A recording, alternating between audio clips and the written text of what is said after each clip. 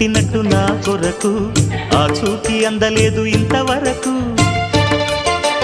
వచ్చింది గాని ఈడు ఒంటి వరకు వేధించలేదు నన్ను జంట కొరకు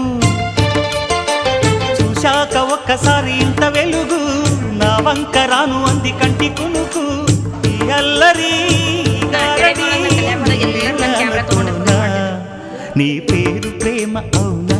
ఇవాళే నిన్ను పోల్చుకుందా